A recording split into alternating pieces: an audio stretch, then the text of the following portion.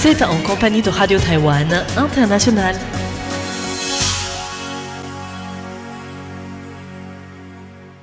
Bonjour à tous et bienvenue sur l'antenne française de Radio Taïwan International.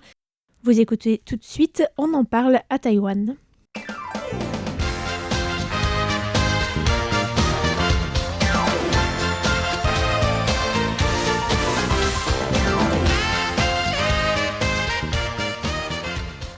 Bonjour à toutes et à tous, c'est François-Xavier Boulet. Lisa Dufaux et Mei Guang. Pour l'émission On en parle à Taïwan. En ce début d'année 2026, on parle de quoi? Bien sûr, des vœux du service français à toutes et à tous. Oui, bonne année. Bonne année. Bonne année à tous. Mais on va aussi parler de plein d'autres choses qui se sont passées en fin d'année dernière ou en ce début d'année. Oui, et moi je vais vous parler des choses qui changent au 1er janvier 2026, en début d'année quoi. Donc c'est déjà parti. Pour le changement, c'est maintenant. Et toi, tu vas parler de quoi, Meg? Je vais parler de quelque chose qui est déjà terminé pour plutôt vous présenter les mots, les caractères chinois qui ont été sélectionnés par les Taïwanais pour représenter leur année 2025. Et puis moi, je terminerai avec quelque chose qui s'est terminé en 2025, mais qui est reconduit en 2026. C'est la fameuse politique des points culture pour les jeunes. Au moins une bonne nouvelle. C'est vrai. Alors, je peux peut-être commencer par les choses qui changent. Oui, le renouveau, le printemps, tout ça. Alors, est-ce que vous avez déjà des petites idées avant de commencer? De ce qui a changé? Un petit quiz. Moi, je sais au moins un des changements depuis le début de l'année, puisque j'ai mon fils qui vient de passer son code de la route. Il est en train d'apprendre à conduire et il y a une nouvelle formule pour le code et puis aussi pour la conduite. Bravo. Moi, j'ai aucune idée. Aucune inspiration. Je pense que ma vie va continuer comme en 2025. Non, j'espère. Il y a quoi? Il y a d'autres choses, mais j'ai oublié. Je sais pas trop. Il y a le programme soins de santé 3.0 qui doit être mis en place. Tout à fait. Ça, tu triches. Pas mal. Ça, c'est dans les news de vendredi dernier. Eh oui, mais c'est quand même parmi des changements. Alors, en effet, on commence par les changements pour le permis de conduire et le code de la route. Alors, il y a 17 changements au total, notamment l'entrée en vigueur d'un examen écrit qui utilise uniquement des questions à choix multiples et non plus les questions vrai ou faux. Et il y a également le renouvellement du permis pour les seniors qui normalement se fait à partir de 75 ans. Et maintenant, l'âge va être abaissé à 70 ans à partir de mai prochain. Et ça, c'est à cause de certains accidents qui ont eu lieu impliquant des seniors, je crois. Du coup, la loi a été un petit peu modifiée. Je crois qu'en 2025, il y avait eu un cas assez sévère, en fait. C'est un chien, non? Oui, d'un monsieur qui a dû tuer des gens, en fait. Oui, c'est ça. À 78 ans, il a fauché pas mal et puis des jeunes à sortie d'école, en plus. À Taipei, il y avait eu le même problème. Et du coup, ils peuvent renouveler le permis pour 3 ans avec un certificat médical ou quelque chose comme ça, d'aptitude de conduire. Alors, je me souviens plus pour combien d'années c'est mais pour tu dois avoir ans. raison. Mais en tout cas, ça passe, c'est à partir de 70 ans et plus 75 ans. D'accord. Et on a aussi, en termes de violation du code de la route, autre chose. Les conducteurs qui brûlent un feu rouge ou qui commettent une autre violation similaire 3 fois au moins dans l'année devront suivre un cours de sécurité routière de 3 heures. Ça, c'est pas mal. Un stage pour regagner des points. Pas mal aussi. Voilà. Je me sens concernée. Tu nous diras comment ça se passe dans un prochain On en parle à Taïwan. Tu le feras un reportage. Oui. Alors ensuite, au niveau du système de soins de longue durée 3.0, donc on connaît bien le système de soins de longue durée 2.0 qui a apporté de nombreux changements pour les soins des seniors et les personnes en situation de handicap à Taïwan. Et donc ce système va devenir un système dit 3.0. Donc concrètement, ça signifie que le système va désormais inclure les personnes en dessous de 50 ans qui souffrent de handicap liés à la démence, par exemple. D'accord. Entre autres améliorations ou changements. Et le nouveau système comprend aussi une augmentation des subventions pour les pensionnaires d'institutions de soins de longue durée, avec une augmentation de la subvention annuelle qui passe de 120 à 180 000 $ taïwanais. Donc en euros, ça fait de 3 250 à près de 4 900 € pour les personnes qui souffrent de handicap modéré à sévère. Donc pour, par exemple, dans un EHPAD ou quelque chose comme ça, pour aider à payer les frais. Et enfin... Donc les personnes en perte d'autonomie aussi, en fait. Voilà, c'est ça. Et enfin, il s'agit également de promouvoir l'adoption de technologies dites de soins intelligents dans les établissements de soins et d'améliorer la coordination entre les services médicaux d'un côté et les soins de longue durée d'autre part. Donc notamment le fait de finaliser un plan de retour à la maison ou d'entrer dans une institution une fois que l'hospitalisation est terminée. Donc pour être sûr que on soit pris en charge, en fait. Voilà, c'est ça. Qu'il n'y ait pas une discontinuité des soins. Et ça, c'est vrai que c'est pas de luxe parce qu'une fois qu'on te dit, voilà, vous avez passé le nombre maximum d'hospitalisations possible, ou alors vous commencez à aller mieux en hospitalisation ordinaire, donc tu es déchargé de l'hôpital, puis à toi de trouver par tes propres moyens un lieu ou c'est vrai un accompagnement. C'est actuellement le cas, en fait, parce que dès que ça dépasse la limite de remboursement de la sécurité nationale universelle en fait, de santé, les hôpitaux virent les patients. Ils ne le disent pas officiellement comme ça, mais de fait, c'est comme ça que ça se passe. C'est ça, en fait, oui. Voilà, ensuite, on a un petit peu lié à ça, c'est le filet de sécurité sociale 2.0. Donc, en matière de santé, c'est le plan quinquennal du ministère de la Santé qui entre en application cette année. Donc, c'est un plan de près de 82 milliards de dollars taïwanais qui est baptisé filet de sécurité sociale 2.0. Et ce plan vise notamment à éviter les décès de personnes vivant dans la solitude, notamment les seniors, ou encore les violences physiques et sexuelles sur les enfants. D'accord. Ensuite, en matière de salaire, il y a la hausse du salaire minimum, le salaire minimum mensuel, qui a augmenté jeudi de 3,18% et qui est donc passé de 28 590 $ à 29 500 $ taïwanais, donc environ de 755 à 800 €. C'est 10e hausse, en fait, consécutive. Et tandis que le salaire horaire minimum, lui, est passé de 190 à 196 $ taïwanais, donc de 5,15 à 5,32 €. D'accord. Je me souviens que quand je suis arrivée à Taïwan, en 2012 pour la première fois, c'était le salaire minimum, c'était 103 $ taïwanais. Par heure. Par heure. Oui. D'accord. Donc c'est presque le double. On s'approche du double. Mais bon, en même temps, c'était il y a longtemps. Donc, Et ensuite, le congé parental flexible, les travailleurs parents d'enfants en dessous de 3 ans peuvent désormais demander à leur employeur un congé parental sans solde à la journée. D'accord. Donc, par exemple, pour s'occuper d'eux s'ils sont malades ou quelque chose comme ça. Ça, c'est très utile pour les familles, en fait. Et par contre, je ne sais pas s'il faut justifier, est-ce qu'il y a besoin d'un certificat médical ou pas. Je pense pas, mais...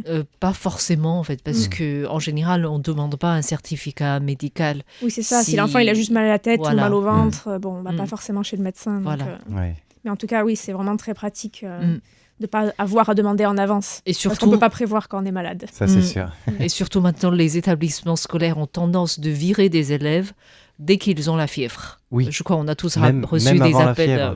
il ne se sent pas bien, on ne peut pas le garder en classe. Et à l'infirmerie, venez vite le chercher. Ça, c'est une situation qui s'est dégradée avec le Covid, en fait. On était devenus très précautionneux. Oui, trop précautionneux.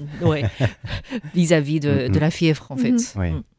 Et toujours lié à la maladie, c'est les droits des travailleurs en matière de congé maladie qui vont changer, puisque la législation a été modifiée après que des abus ont été remarqués avec des entreprises qui saquaient leurs employés dans leur évaluation ou en changeant les horaires de travail ou encore en réduisant les bonus d'assiduité. Donc il est toujours possible de réduire le montant du bonus d'assiduité pour les employés, mais ça doit être fait sur une base proportionnelle avec un nombre de jours limité. Et toujours en matière de droit du travail, il y a l'amélioration des droits des travailleurs étrangers avec différents programmes, différents changements. Donc, par exemple, cette année, il y a l'augmentation des quotas de travailleurs étrangers pour le secteur de la manufacture, ou encore un assouplissement des limites pour retenir le personnel étranger qualifié dans le secteur de l'hôtellerie, ou encore dans les ports commerciaux. Et il y a aussi l'établissement de centres de recrutement taïwanais dans des pays étrangers qui commence cette année avec le premier qui devrait ouvrir au cours du premier trimestre à Manille, aux Philippines.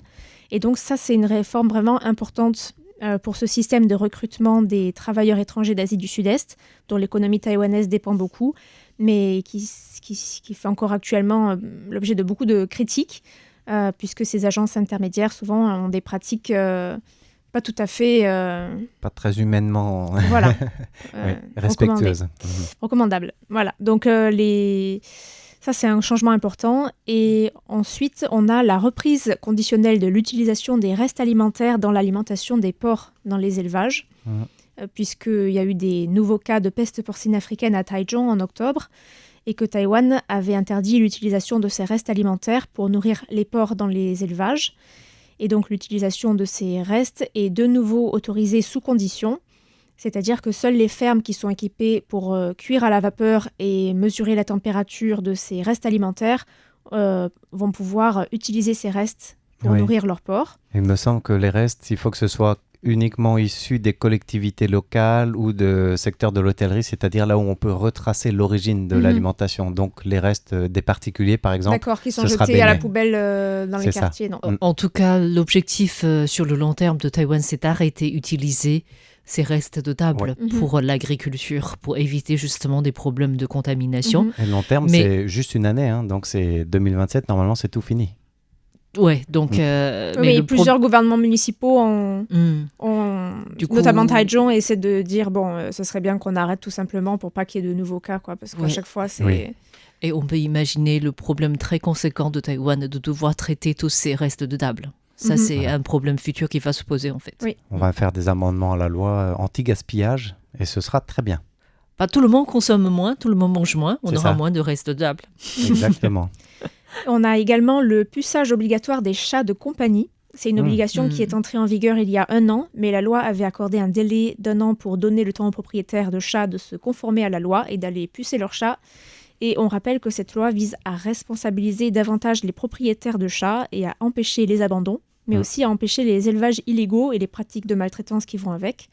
Voilà. Et donc cette semaine, les nouvelles sanctions sont entrées en vigueur avec des amendes qui vont de 3 000 à 15 000 $ taïwanais, soit environ 81 à 406 €. Comme quoi, il y a certaines puces qui sont bonnes pour les chats.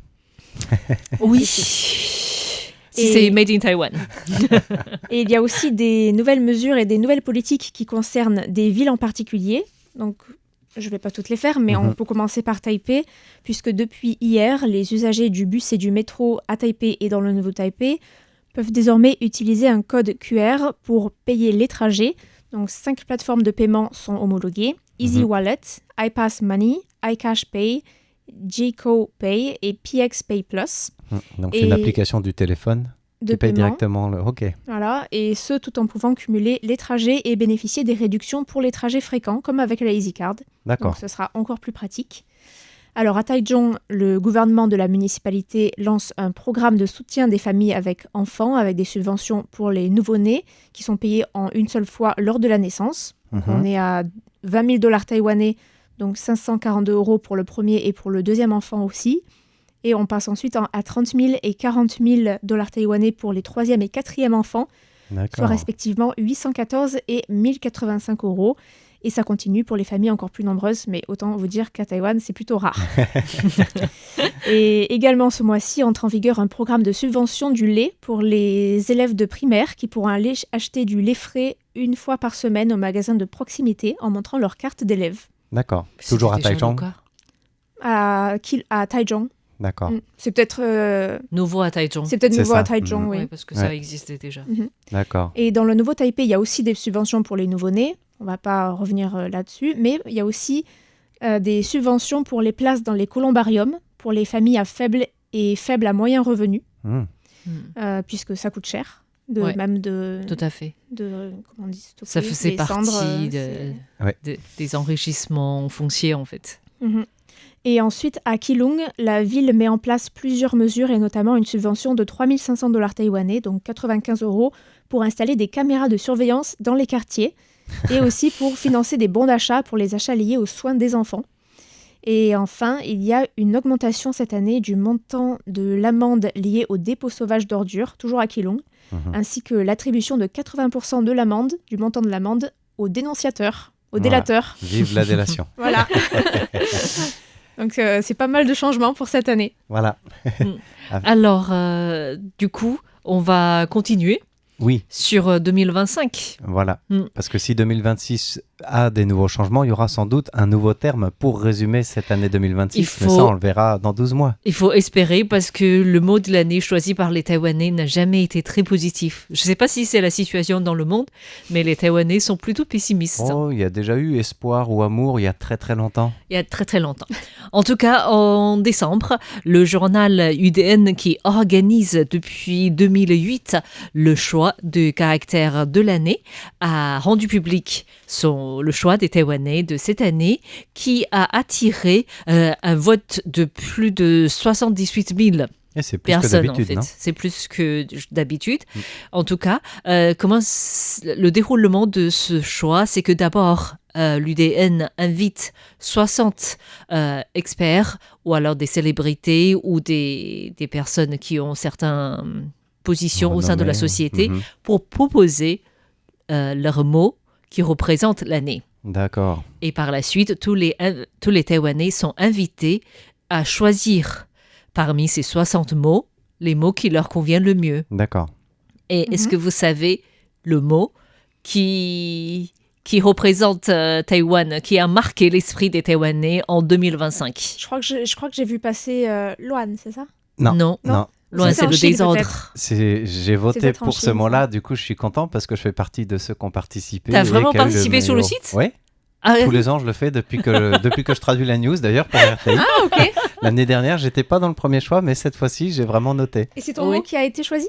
C'est pas moi qui ai proposé, mais j'ai voté ce D'accord. mot-là qui est arrivé en tête. Et je pense que, je suis pas surpris que ce soit ce mot-là qui arrive en tête parce Bah que alors, qu'est-ce que vrai. c'est? une année Dis-le nous. politique marquée par, tu disais Loan, le désordre, révocation, Ah, pas ok. mienne, pas. destitution, révocation, c'est le mot, c'est le caractère pas en fait. C'est ça. Pas, ça veut dire arrêter de faire quelque chose. Donc ça, c'est aussi le mot employé pour la grève, par exemple, Ah arrêter oui, de pas contre, travailler. c'est le même. Pas qu'on c'est le même, même si peu de J'avais jamais Taïwanais fait le lien. font la grève, Oui. mais pas mien, c'est vraiment destituer, enlever quelqu'un de sa fonction en fait, qu'il Voilà. arrête. Alors ce caractère a été proposé par 3 personnes, et dont le maire de Taipei, Mhm. Jiang Wan-an, qui a fourni comme justification de choisir ce mot, c'est que la démocratie de Taïwan a vaincu la destitution injustifiée. Alors, c'est beau comme formulation. La politique doit suivre l'opinion publique et qu'il est temps de laisser donc 做吧, c'est pareil, c'est ce caractère, Oui. l'opposition et la manipulation politique. Voilà. C'est son point de vue. Et d'autres personnes qui ont proposé également ce mot estiment que le pas qui a marqué Taïwan, et apparemment c'était un cas assez exceptionnel dans le monde, a déchiré les Taïwanais. Oui. Et du coup, donc ça représente aussi la douleur. Enfin, c'est un cas rare dans le monde parce que c'était une campagne massive contre Oui, c'est tous ça. les députés, en fait. 31 députés, c'est Oui. énorme. Voilà, dont Je pense aucun que n'a c'est été vraiment unique dans le destitué, on monde. peut le rappeler. Oui, aucun, donc c'était Oui. Voilà, oui, c'est une grosse claque pour comme le quoi, DPP. comme quoi 2025 a marqué le pas. Oui, a marqué le pas. Voilà. Mais tu me laisses continuer un peu Oui. parce que c'est marqué le pas, mais on continue. Alors, le deuxième caractère qui a été proposé par l'ancienne présidente de RTI, l'écrivaine Ping Lu. La fraude, Waouh, c'est ça?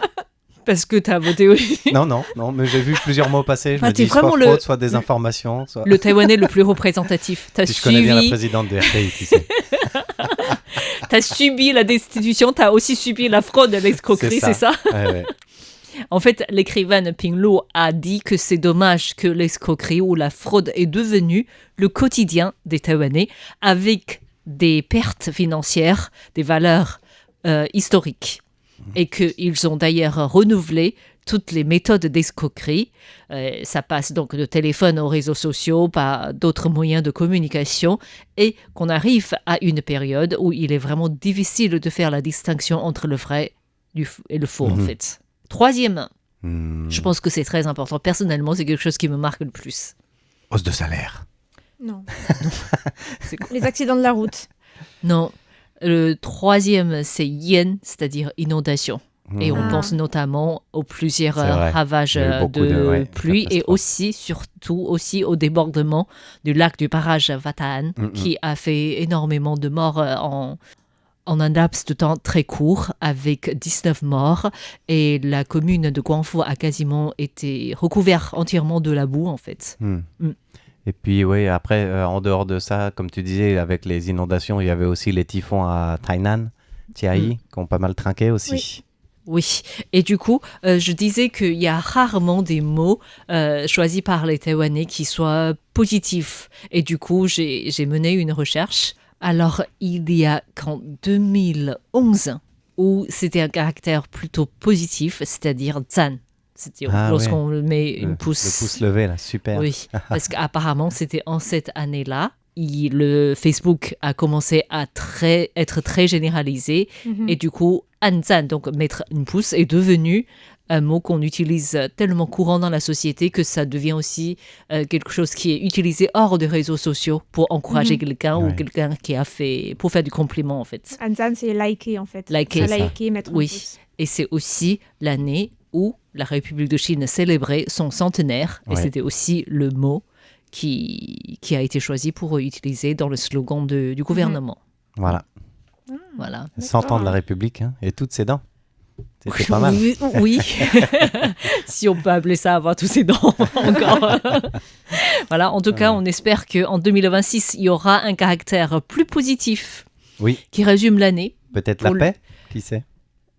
Ou la guerre.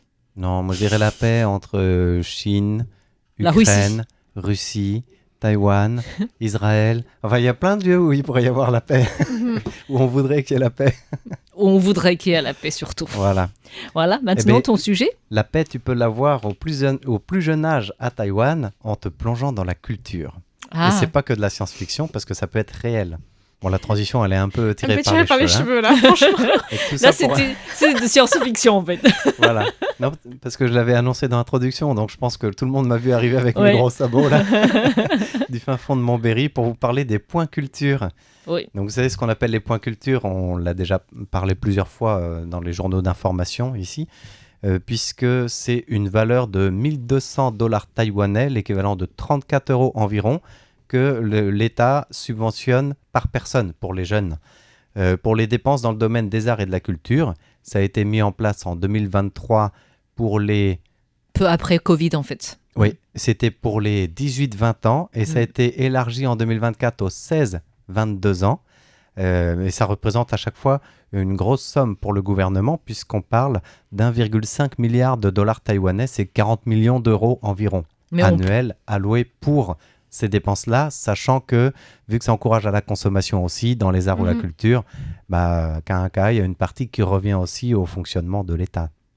Et je voulais rajouter qu'ils peuvent toujours élargir les tranches d'âge qui peuvent bénéficier de ce programme dans le sens où il y a de moins en moins de jeunes. Oui, d'ailleurs, c'est ce qui a été fait. Ça ne change pas grand-chose, en fait. En 2025, la formule 2024 que le gouvernement juge à succès a été reconduite, donc pour les 16-22 ans. Mais deuxième semestre 2025, ils ont élargi pour les 13-15 ans avec un demi-point culture, c'est-à-dire non pas 1200 mais $600 taïwanais. Et c'était à titre d'essai pour voir si ça allait marcher pour les 13-15 ans. Et est-ce que ça a marché? On ne peut pas acheter grand-chose avec $600 taïwanais aujourd'hui. Non, mais le ministre de la Culture, on va y revenir justement, Li Yuan, a jugé que c'était un véritable succès car près de 70% des jeunes sont allés chercher des coupons pour la tranche des 13-15 ans à Taïwan. Ces fameux coupons culturels, $600 taïwanais, donc c'est l'équivalent de 17 € à peu près. Pour aller s'acheter quoi? Ça, c'est pareil, c'est dans le domaine des arts et de la culture, on disait. Donc ça peut être l'appréciation de l'art en allant au musée, en allant à une exposition, cinéma, un spectacle, cinéma, théâtre. Cinéma, si c'est production locale, en fait. Ça, c'est quelque chose d'important à souligner. Il faut que ce soit le secteur culturel créatif de Taïwan. Oui. Et ils peuvent être aussi pour l'achat de livres, parfois de fournitures scolaires, c'est-à-dire en papeterie, mais ça dépend. C'est pas toutes les librairies qui ont, les papeteries qui ont ce label. Dans ce qui m'a étonné aussi, dans les écoles de musique, tu peux utiliser ces points culture pour l'achat soit d'un accessoire d'instrument, parce qu'avec la somme que tu as, à 17 €, tu n'achètes pas grand-chose. Une flûte à bec. Voilà, tu peux t'acheter par exemple un diapason ou un capodaste pour une guitare, une corde de guitare qui lâche, tu peux te racheter un set de cordes de guitare, des choses comme ça, parce que c'est culturel, c'est musical, c'est de l'art, donc ça compte aussi dedans. Ouais. Ok. Ça, c'est intéressant. Mais je pense que lorsqu'on dit que les sommes ne sont pas vraiment très importantes et qu'on n'arrive pas à acheter grand-chose, c'est l'objectif aussi dans le sens où on encourage que tu dépenses plus. Tu complètes ce que tu voulais acheter en utilisant une partie de subvention, en fait. Mais ça montre, c'est pour ça que je vous dis, oui, le ministère de la Culture estime que c'est un succès et il reconduit cette année. Pour répondre à ta question intéressée, parce que chez toi, je pense que tu as quelqu'un qui a entre 13 et 15 ans, il peut cette année reprendre les coupons de la culture parce que c'est reconduit en 2026 depuis le 1er janvier pour les 13-22 ans et c'est 1200 pour tout le monde. Oui, donc c'est plus moitié des la points, somme c'est a la doublé, somme totale. En fait. Donc il aura droit à 34 €. Pas mal. Voilà, donc ça c'est bien. Cette année 2025 qui vient de se conclure, c'est au total, toute tranche d'âge confondue, 80% des jeunes qui sont allés chercher des coupons. C'est l'équivalent de 1 650 000 jeunes qui ont pris des points culture. Et est-ce que c'est en différentes sommes, par exemple 100 NT, 100 NT, 100 NT à dépenser Non, ou c'est 1200 sur ton compte. C'est sur un c'est compte juste directement mis sur le téléphone compte. portable. Ok. Et C'est comme si tu as un faux compte, en fait. Voilà. D'accord. C'est un compte virtuel sur un téléphone portable avec un code QR ou lié au téléphone de tes parents si tu n'as pas de téléphone portable, mais c'est individuel. Et tu peux utiliser, par exemple, sur ces 1200 comptes, enfin, tu as 1200, tu vas acheter un livre qui coûte que 500, il te débite 500 et il te reste la suite. C'est et plutôt si ça pratique. dépasse, C'est clair, tu c'est payes clair. le montant différent. C'est vraiment pratique, en effet. Oui, c'est pour pour ça qu'il y a utiliser. 80% des jeunes qui ont répondu présent. Surtout les lycéens et les étudiants qui ont tous un téléphone portable. Beaucoup et de qui... livres à acheter, les étudiants. Et qu'est-ce qu'ils ont acheté en premier, justement ? Ce sont des livres qui sont partis le plus vite. Les livres, d'après les données du ministère de la Culture, sont le premier achat par les points culture. Ça représente presque la moitié des 40 millions d'euros dépensés par l'État pour l'achat des livres. Donc c'est pas mal, c'est une bonne nouvelle. Par contre, c'est pas forcément des livres d'auteurs taïwanais. Ça peut être de la traduction. Et sur ces achats de livres, plus de la moitié concerne des bandes dessinées ou des mangas. Parce que au niveau de la somme, la valeur, c'est moins cher. C'est moins cher et tu peux en avoir 2 pour l'équivalent des 600 $ pour les jeunes, par exemple. Ça se comprend aussi. Bon, ça reste de la culture et ça reste des livres. Moi, je trouve ça intéressant de se dire que ça peut intéresser les jeunes à lire ou à relire. C'est pas trop mal. Et en deuxième place, après les livres, c'est... Des fournitures de bureau ? Non, les spectacles. Ah. Mais quand on dit spectacle, c'est Théâtre. En tout genre. Donc spectacle, théâtre, concert de musique pop aussi. Et par rapport au cinéma, qui arrive en 3e place, il y a un professeur qui s'appelle Yao Ting-Hu de l'Université nationale de sciences politiques Zhengzhou, qui regrette que la majorité des jeunes qui ont opté pour une place de cinéma avec les points culture aient accédé à des films purement commerciaux, quoi. Au lieu de chercher au contraire justement des films plus taïwanais ou plus culturels aussi. Donc ça fait partie des débats de savoir est-ce qu'il faut l'ouvrir à tout type de cinéma ou vraiment cibler culture et taïwanaise. Je pense pas qu'on a vraiment besoin de soutenir les films hollywoodiens qui se vendent tellement bien, en fait. C'est pas faux. Alors une autre de critique... toute manière, les films de Hollywood sont pas compris. Pour l'instant. C'est ce que tu as pas dit. Encore, ouais. Mais une autre critique qui est faite, et ça rejoint ce que tu disais, Meg, de ces points culture, c'est que la somme ne te permet pas d'acheter tout rond quelque chose, un livre ou 2 livres, ou si c'est une série de 3-4 livres. Donc tu es obligé de payer plus pour le faire, ce qui fait que les gens, apparemment, se sont plutôt rabattus sur moins de livres, mais qui rentrent dans la somme des 1200. Donc ça n'a pas encouragé à la surdépense. Voilà, du coup, ça c'est une critique qui est faite en se demandant comment on peut faire, sachant que les livres sortis en 2024 à Taïwan coûtaient en moyenne 550 $ taïwanais, donc 14,8 €, et qu'un livre littéraire moyen, mais pas sorti dans l'année, il coûte 350 $, donc 10 € presque. Donc on peut acheter un livre. Les livres sont très chers à Taïwan. Et 3 stylos. Voilà, c'est exactement ça. Alors le Premier ministre Zhou Zhongtai, et c'est le mot de la fin, avec le ministre de la Culture Li Yuan, veulent reconduire en 2026 pour que, je cite, les bons de la culture du gouvernement ou les points culture soient utilisés afin que la culture enrichisse la vie et que les jeunes s'enrichissent par la culture. Eh bien, merci pour ta conclusion, Fix, puisque nous arrivons à la fin de cette émission. Et on vous dit à la semaine prochaine pour un nouvel épisode de On en parle à Taïwan. Bye bye. Bye bye. Merci.